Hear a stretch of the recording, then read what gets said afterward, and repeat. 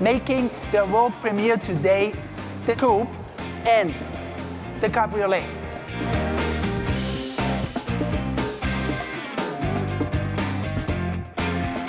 From a design perspective, the car just looks awesome. It just feels right in every dimension. There's a new redesigned front. The chassis is a little bit lower. On the inside, you know, everything refreshed.